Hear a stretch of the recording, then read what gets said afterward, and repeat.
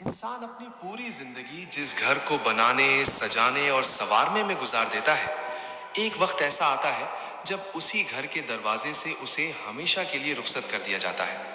सारी जिंदगी जिन दीवारों पर उसने रंग रोगन करवाया होता है, जिन कमरों में उसने अपने ख्वाब बुने होते हैं, मौत के बाद वो सब कुछ वहीं का वहीं रह जाता है और इंसान एक तवील और खामोश सफर पर निकल पड़ता है। लेकिन क्या आपने कभी सोचा है कि जब इंसान की सांसें टूट जाती हैं, जब उसकी आंखें हमेशा के लिए पथरा जाती हैं और रूह जिस्म से परवाज कर जाती है, तो उसके फौरन बाद उस रूह पर क्या बीतती है? जिस घर में उस इंसान ने अपनी जवानी और बुढ़ापा गुजारा होता है, मौत के फौरन बाद जब उसकी रूह पहली बार उस घर के मंजर को एक आजाद हैसियत से देखती है, तो उसे क्या नजर आता है?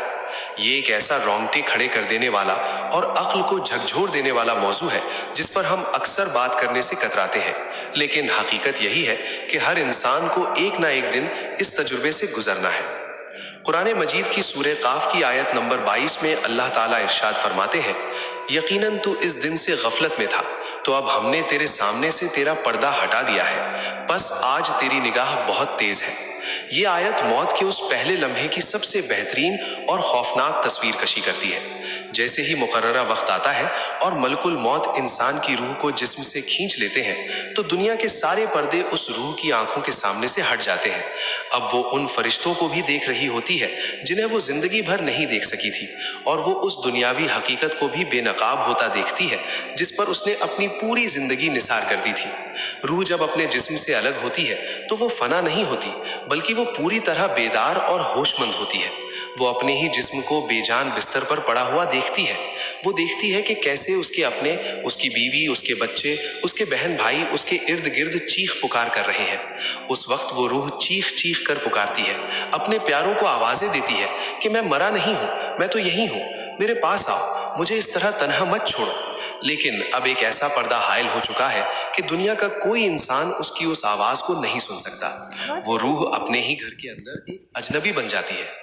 वो देखती है कि जिस घर के एक एक कोने में उसकी हुक्मरानी थी, आज उसी घर में उसे एक मैयत या एक लाश कहकर पुकारा जा रहा है। लोग उसका नाम लेना छोड़ देते हैं। कोई कहता है कि मैयत को सीधे लिटा दो, कोई कहता है कि मैयत का चेहरा ढक दो। जिस नाम को बनाने के लिए उसने सारी जिंदगी लगा दी थी, मौत के चंद लम्हों के बाद ही वो नाम उससे छीन लिया जाता है। इस्लामी तालीमात और अहादीस मुबारका से हमें ये वाज़ेह रहनुमाई मिलती है कि रूह को आसमानों पर ले जाने और उसका नाम इल्लीन या सिज्जीन में दर्ज करने के बाद वापस दुनिया में लौटा दिया जाता है, ताकि वो अपने जिस्म के गुस्ल, कफन और दफन के मराहिल में मौजूद रहे।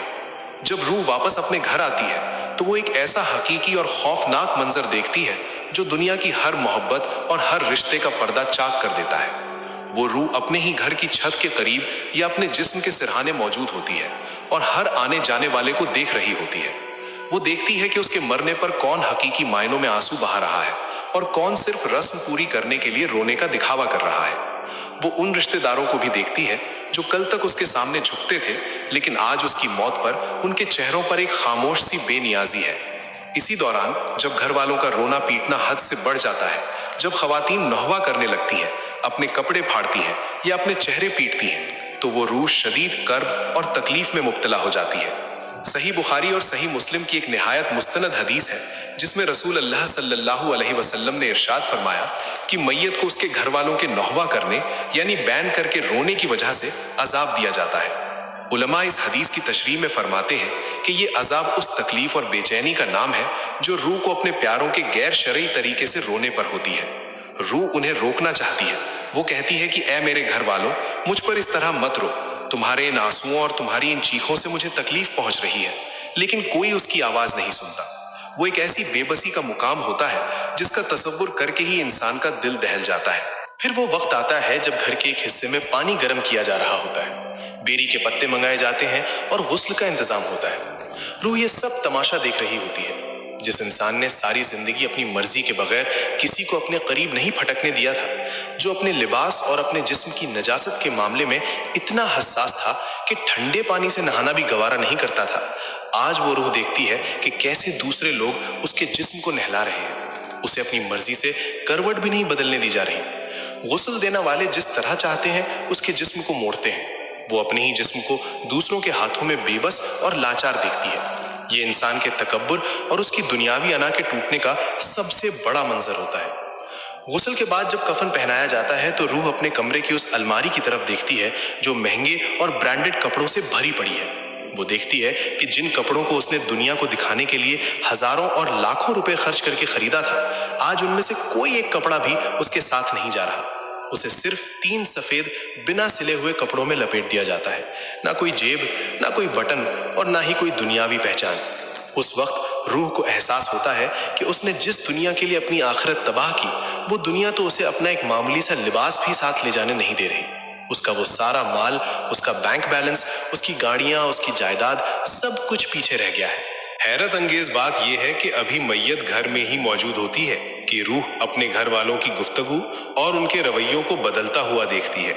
वो देखती है कि जो बच्चे अभी कुछ देर पहले उसके सीने से लगकर रो रहे थे, अब वो इस बात की फिक्र में है कि तजहीज़ो तकफीन का खर्चा कैसे होगा।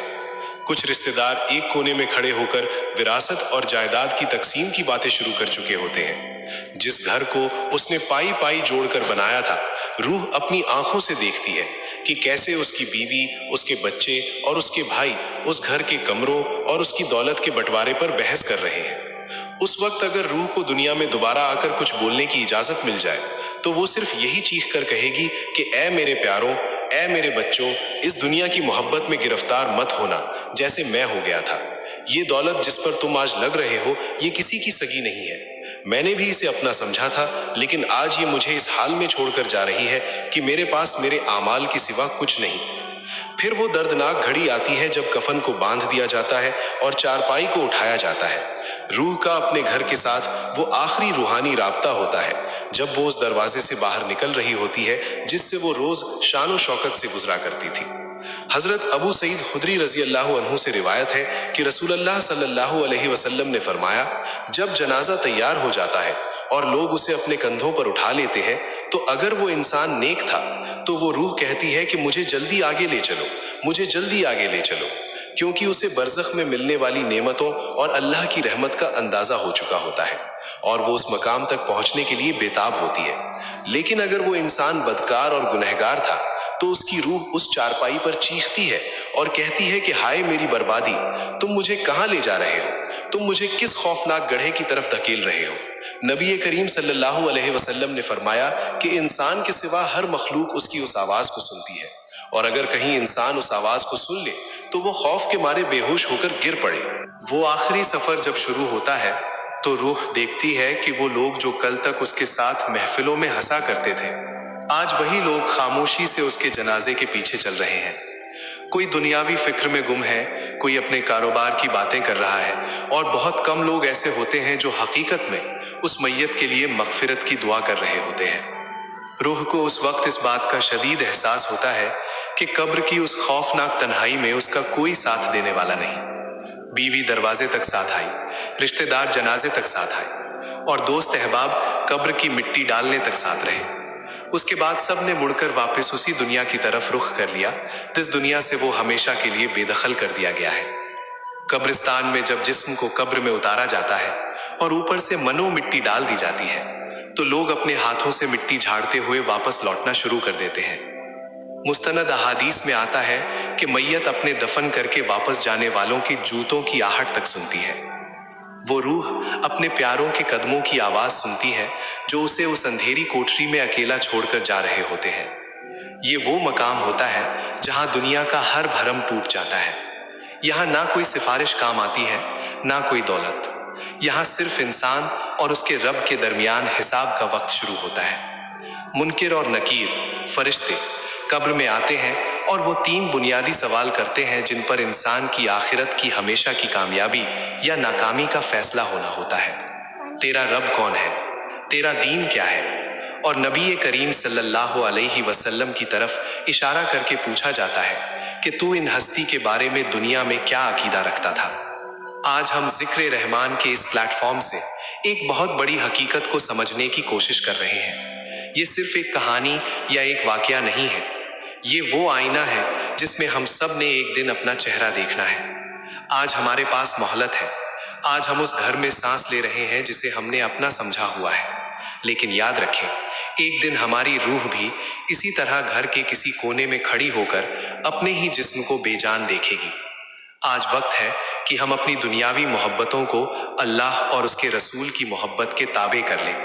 ان رشتہ داروں سے، ان بہن بھائیوں سے اور ان لوگوں سے جن سے ہم نے دنیاوی مفاد یا انا کی خاطر تعلق توڑا ہوا ہے، ان سے آج ہی صلح کر لیں، کیونکہ جب روح گھر سے نکل رہی ہوگی تو یہ انا، یہ غرور اور یہ نفرتیں صرف اور صرف عذاب کا باعث بنیں گی۔